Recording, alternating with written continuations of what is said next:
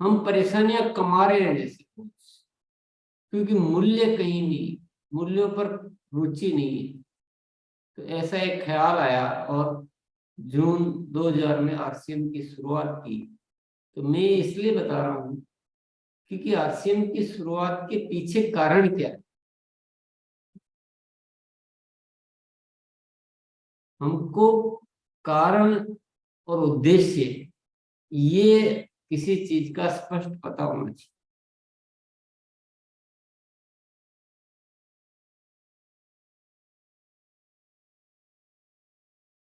अगर हम थोड़ा सा इन लाइनों के रूप में देखें, जिंदगी जीने का शानदार तरीका है आरसीएम। जिंदगी के वो सारे जो आनंद है ना, इसमें समाहित है। औरों का जीवन सजाने का सुयोग है आरसीएम।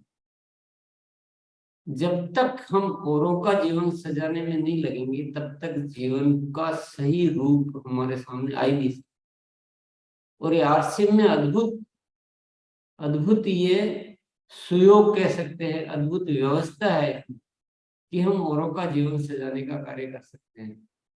भावी पीढ़ी के लिए एक समाधान है आरसीएम। हम एक ऐसी रचना कर रहे हैं जो आने वाली पीढ़ी के लिए हम बहुत बढ़िया समाधान दे रहे हैं, ताकि उनको ऐसी मूल्यहीन जीवन में नहीं जीना पड़े। अपनी प्रतिभा को निखारने का अवसर है आरसी, जिसमें जो भी प्रतिभा छिपी पड़ी है, उस प्रतिभा को निखारा जा सकता है। नहीं तो कोई काम का अवसर ही नहीं मिलता है, या हमको मिलता है तो बहुत सीमित मिलता है, तो हमारी प्रतिभा यूं ही चली जाती है। महिलाओं को पहचान दिलाने का स्थान है आरसी। हम सभी जानते हैं कि जो है, महिलाएं भारत में किस तरह का जीवन जी रही है। तो उनको भी अपनी प्रतिभा को निखारने का, उनकी रचनात्मकता को बाहर लाने का एक बहुत ही बढ़िया स्थान कह सकते हैं आरसीएम। जीवन मूल्यों की वृद्धि का अनुष्ठान है आरसीएम। जीवन में मूल्य नहीं कमाए ना, तो सब कमाई बेकार है। बार बार थोड़ा महसूस करना पड़ रहा है, महसूस होता है कि मुझे ये शुरू से थोड़ा सा चैलेंज रहा है, आज तक फेस कर रहा हूँ कि धन की कमाई में तो सबकी रुचि बढ़ जाती है, पर मूल्यों के प्रति रुचि लानी पड़ रही है। जबकि जीवन में धन कमाने का महत्व है 10% है, और 90% महत्व मूल्य कमाने का। जीवन की उन्नति, जीवन की खुशियां, जीवन के सारे जो उद्देश्य है, ये सारे जीवन मूल्यों में है। और सबसे बड़ी मजे की बात है, अगर हम जीवन में मूल्य कमा लेते हैं, तो धन कमाना हमारे लिए बहुत सहज सरल हो जाता है। दूसरी बात है कि अगर जीवन में मूल्य कमाते हैं, तो जितना भी धन कमाते हैं उसका हम प्रॉपर आनंद उपयोग ले पाते हैं। तो जीवन मूल्य बहुत जरूरी है। लाखों कहानियां बनाने की राह का निर्माण है इससे। हम जीवन में सुनते हैं बहुत सारे काम करने वाले सफल व्यक्ति होते हैं, तो वो सफल खुद की कहानी तो बना लेते हैं, पर ये आरसीएम जो है, एक कहानी बनाने का नहीं, ये लाखों कहानी, लाखों लोगों को एक बहुत ही विचित्र अद्भुत काम करके अपनी कहानियां बनाने की राह का निर्माण है आरसीएम, और नए भारत के निर्माण का अभियान है ये आरसीएम। तो इस तरह से एक नया भारत के निर्माण के लिए आरसीएम की रचना हुई है। और शुरू से ही एक जो जो उद्देश्य था, जो सपने थे, जो मन में बार बार ख्याल आते थे कि ये जो देश की दशा है ना, ये देखी नहीं जाती। मुझे जीवन में हमेशा एक रुचि रही है कि हम कैसे इस हिंदुस्तान की दशा को अच्छा करें, लोगों के जीवन में खुशियां लाना, ये मेरा मेन मकसद है। मेरी रुचि हमेशा उसमें रहे। मेरी कमाई वही है, मुझे उस कमाई में ज्यादा खुशी होती है। तो हम प्राण गीत में एक एक शब्द, एक एक बात को इसमें हम समझ सकते हैं। खुशहाल यहाँ पर हर जन हो, खुशहाल यानी सारी खुशियां उसके जीवन में हो, सुख शांति से पूर्ण जीवन, सुख और शांति भी हो। ऐसा नहीं, खुशहाली का मतलब हम क्या जनरली समझते हैं कि पैसा खूब हो, कि चलो उसका पैसा ही समझ लो, पर साथ में सुख और शांति भी होनी चाहिए। केवल पैसे से काम नहीं चले। तीसरी पंक्ति क्या है? सब काम करे अपना अपना, खुद पूरा करे अपना सपना, कोई हाथ यहाँ न फैले अब, जन स्वावलंबी बन जाए।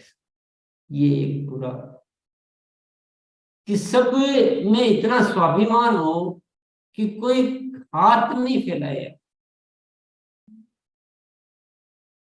किसी से मदद मांगना, किसी का हक छीनना, किसी का आगे हाथ फैलाना, अपने आप पर भरोसा नहीं रखना, मुफ्त में खाने की इच्छा रखना, ये जो चीजें समाप्त होना बहुत जरूरी है।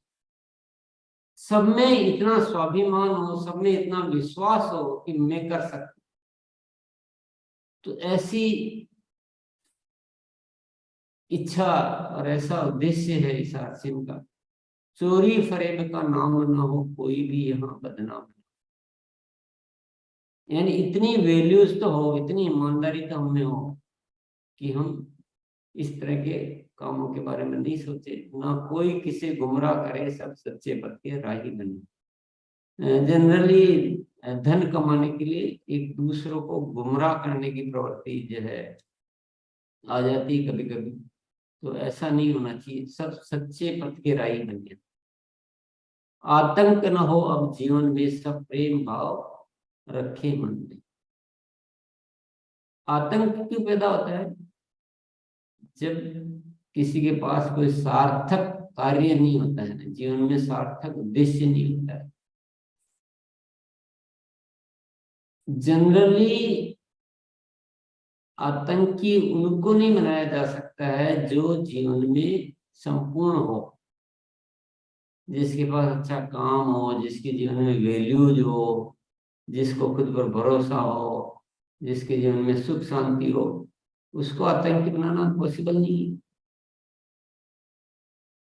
तो ऐसा एक समाज बनाकर इस आतंक से भी हम छुटकारा पाए, आपस में प्रेम रखे, हर कोई किसी के साथ चले, हर संकट में सब हाथ मिले, कोई अकेलापन नहीं, हम सब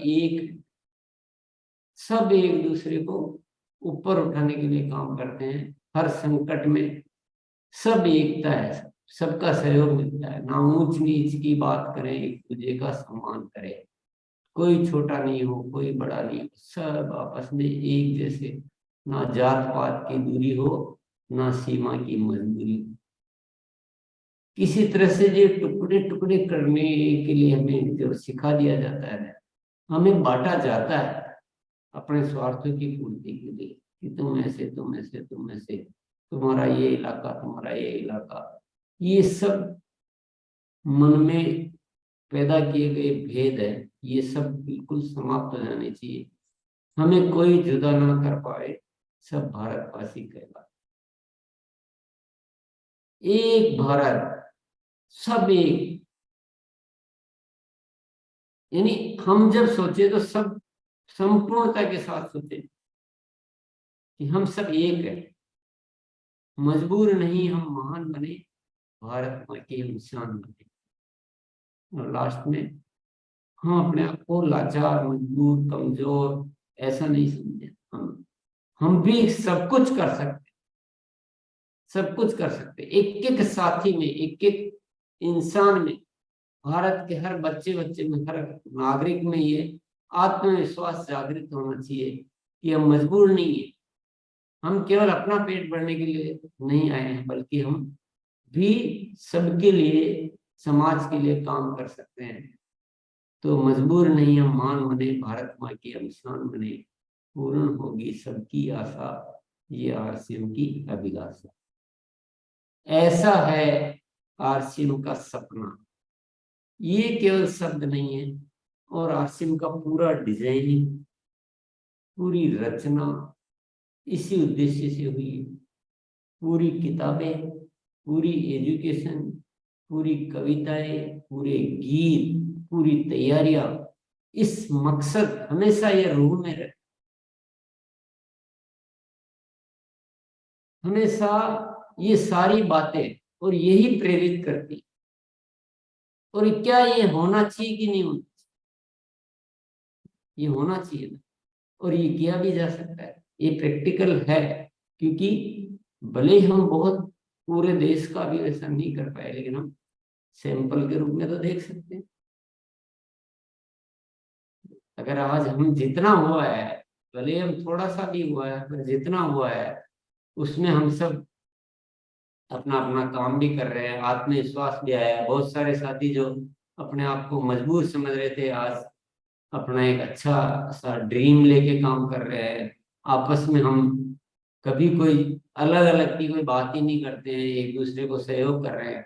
तो एक सैंपल तो है ना, जब सैंपल सक्सेस हो गया तो अब इसको बड़ा करना चाहिए। तो सबको ये मन में ख्याल रखना, पेट तो देखो भर जाता है, कोई बहुत बड़ी बात नहीं। धन कमाना कोई बहुत बड़ी बात, और वो तो साधन इसके अंदर है संपूर्ण। अब सवाल जो आता है, ये एक बहुत जरूरी अहम सवाल है, क्या ये कोई बिजनेस या व्यापार है? जो अब तक जो बातें हम देख रहे थे उसमें तो ऐसा कोई दिख नहीं रहा था, बिजनेस जैसा, व्यापार जैसा। या ये किसी और के जैसा है कोई, ऐसा कोई और है जैसे भी, जिससे तुलना करेंगे हम इसके जैसा इसके जैसा? तो मैं आपको दोनों बातें बहुत स्पष्ट कर देना चाहता हूँ, ये किसी के जैसा नहीं, कोई इसके जैसा है ही नहीं। ये अपने आप में अनूठा है। किसी के जैसा करने में ही सब गड़बड़ हो, किसी में ये व्यवस्थाएं है ही नहीं, किसी के ये मकसद है ही नहीं, कोई ऐसा सोचता ही नहीं है, कोई इतनी जहमत उठाना ही नहीं चाहता है। किसी को परवाह पड़ी नहीं है कि देश का क्या हो, समाज का क्या हो, औरों को क्या हो। किसी ने इतनी मजबूत तैयारियां की नहीं, इसलिए किसी और का जैसा है ही नहीं, मुझे तो नहीं नजर आता है, मेरे ख्याल से आपको भी। क्योंकि अगर हम बोले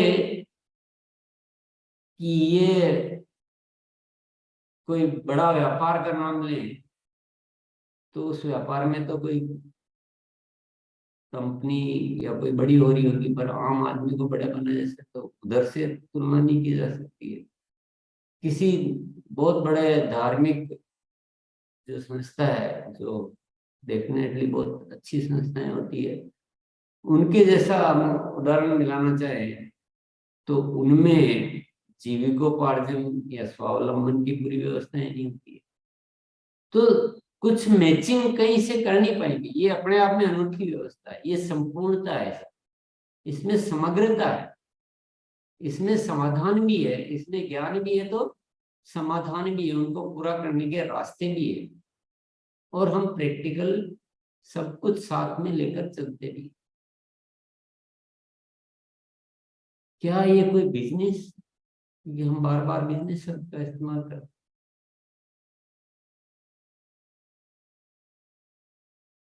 मैं यहाँ ये कहना चाहता हूँ, स्वावलंबन की पूर्ति के लिए एक छोटा सा पार्ट इसमें डाला गया है कि हम अपनी जीवन की आवश्यकताओं की पूर्ति बढ़िया से, बहुत अच्छे से हम भी कर सकें, और हम औरों की भी करवा सकें। इसके लिए एक व्यवस्था इसमें शामिल की गई है, लेकिन ये अपने आप में व्यापार बिजनेस नहीं है, ये एक बहुत बड़ा अभियान है। ये एक स्वावलंबन की व्यवस्था है, ऐसा कह सकते हैं। वो भी इसका एक पार्ट है, पूरे अभियान का एक छोटा सा पार्ट है स्वावलंबन का। बहुत मजबूत पार्ट है, क्योंकि वो बहुत मजबूत होना बहुत जरूरी है, क्योंकि वो आधारशिला है। क्योंकि अगर हम अपना जीवन को इन आर्थिक आवश्यकताओं को पूर्ति नहीं कर पाएंगे तो हम बाकी की चीजें पूरा करने लायक कैसे बनेंगे।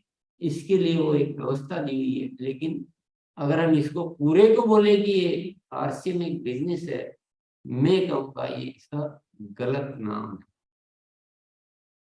बिल्कुल नहीं है, ये एक पूरा अभियान है जो हमने अभी प्राण गीत के एक एक शब्द में देखा। चलो, ये क्यों शामिल किया गया इसमें स्वावलंबन वाला पार्ट, ये भी मैं उद्देश्य आपको बता देता हूँ। जनरली हो क्या रहा है कि इस अभियान में, इस बहुत महान अभियान में सभी लोग जो है ना इस केवल इस पार्ट को पकड़ लेते हैं, बाकी को छोड़ देते हैं। जो एक बहुत बड़ी कमी मैं कहूंगा उस पर ये शामिल किया गया है। इसके पीछे कुछ उद्देश्य है कि स्वाभिमान को जगा। ये तो मन से निकालें कि मैं अपना पेट नहीं भर सकता हूँ, मैं अपना जीवन नहीं चला सकता हूँ, मैं अपनी सामान्य आवश्यकताओं की पूर्ति नहीं कर सकता हूँ। ये स्वाभिमान ही नहीं जागृत होगा तो हम बाकी नए भारत के निर्माण की बात क्या कर लेंगे।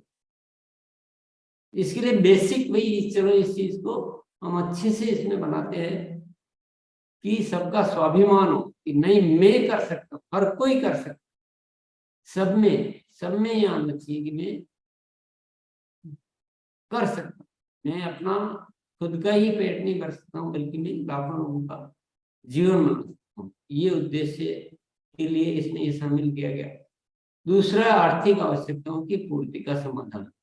निश्चित तौर पर जीवन चलाने के लिए आर्थिक आवश्यकताएं तो रहती है, सामान चाहिए, वो चाहिए, इसमें कोई बुराई भी नहीं। मैं कोई इसका अगेंस्ट नहीं हूँ, कोई विपरीत नहीं हूँ, बिल्कुल होनी चाहिए। पर इन आवश्यकताओं की पूर्ति करने का इसमें पूरा एक समाधान स्थापित किया गया। अगर हम ये इस पार्ट को हटा दें तो हम लाखों लोगों को एकत्रित कैसे करेंगे। इसके लिए ये एक इसमें प्रॉपर उचित समाधान दिया गया है। और तीसरा है जागरूक नागरिकों का बड़ा संगठन बनाना ताकि देश हित के कार्य किए जा सके। वही ये स्वावलंबन का माध्यम इसमें दे दे ताकि लोगों के दिमाग की ये चिंता समाप्त हो जाए और एक बहुत बड़ा संगठन बने और देश के जितने भी कार्य मिलते उन कार्यों को हम संभालें। जितनी भी समस्याएं हैं तो एक बहुत बड़ा संगठन बने और पूरे जिम्मेदार नागरिकों का एक बड़ा संगठन बने, जागरूक नागरिकों का बड़ा संगठन। इसलिए स्वावलंबन इसमें शामिल किया।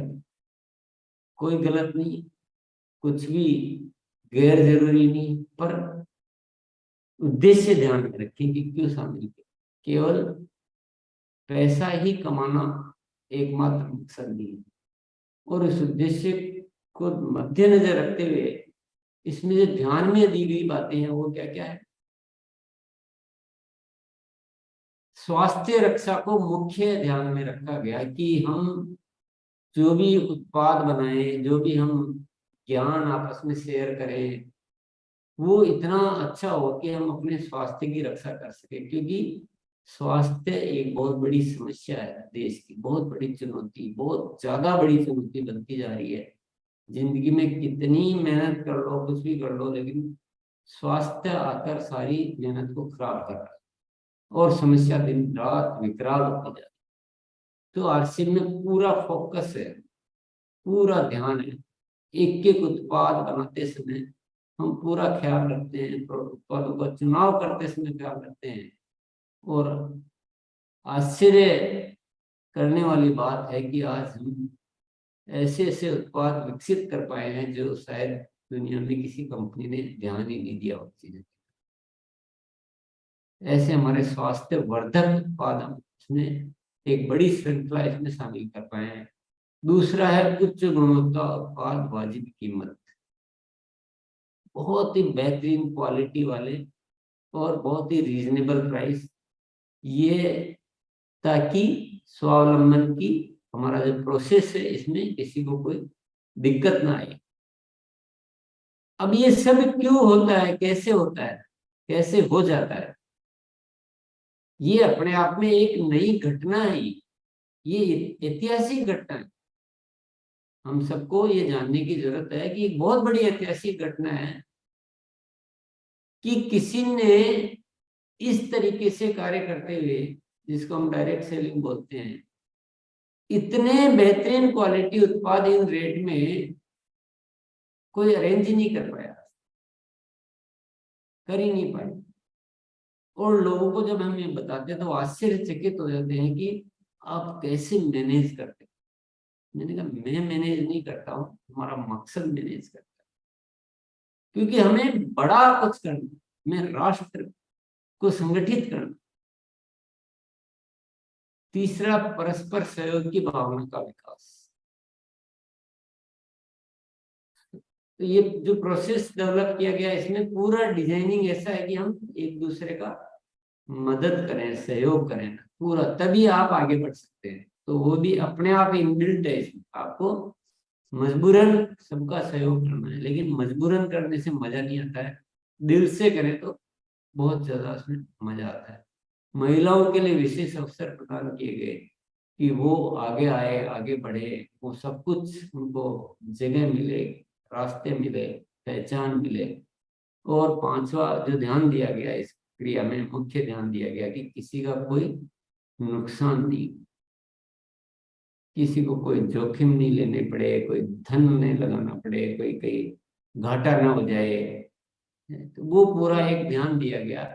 तो सारी व्यवस्था कंपनी ने खड़ी की है, सब कुछ, किसी का कोई नुकसान हो जैसा कोई डिजाइन इस प्रक्रिया में रखा ही नहीं गया।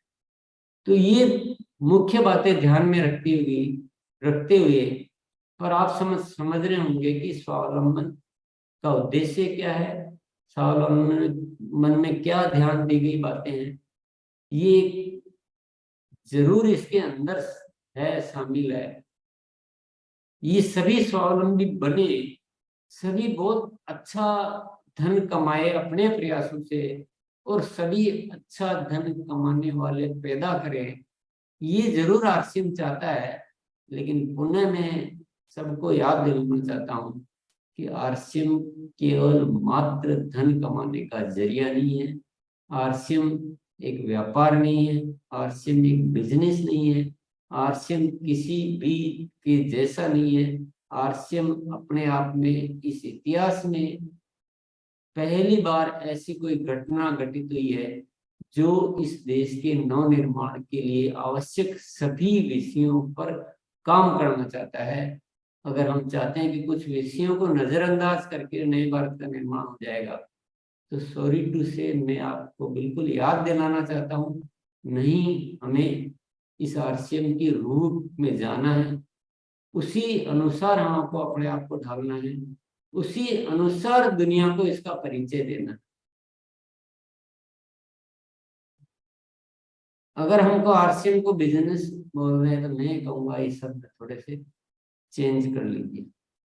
आप आरसीएम को केवल पैसा कमाने का जरिया समझ रहे हैं तो मैं कहूंगा कि आप थोड़ा सा विचारों को भी चेंज कर लीजिए। ये खुशियां देने का, खुशियां लुटाने का एक जरिया है।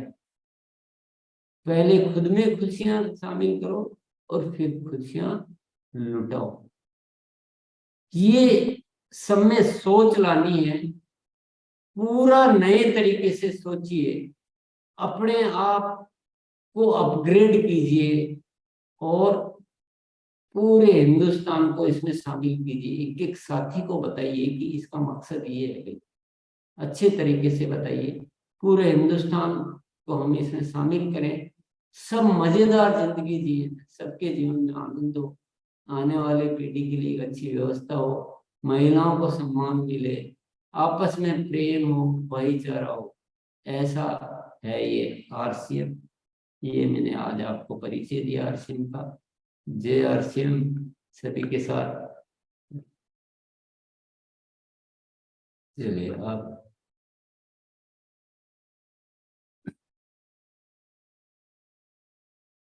मुझे आज थोड़ा सा याद दिलाना पड़ा।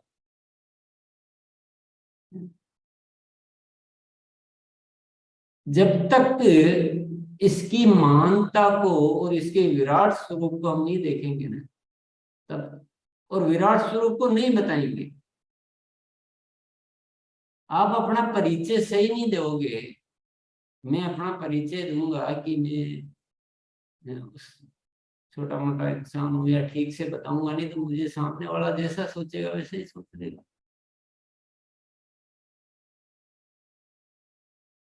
तो मैंने आज आपको आरसीएम का परिचय देने का प्रयास किया है।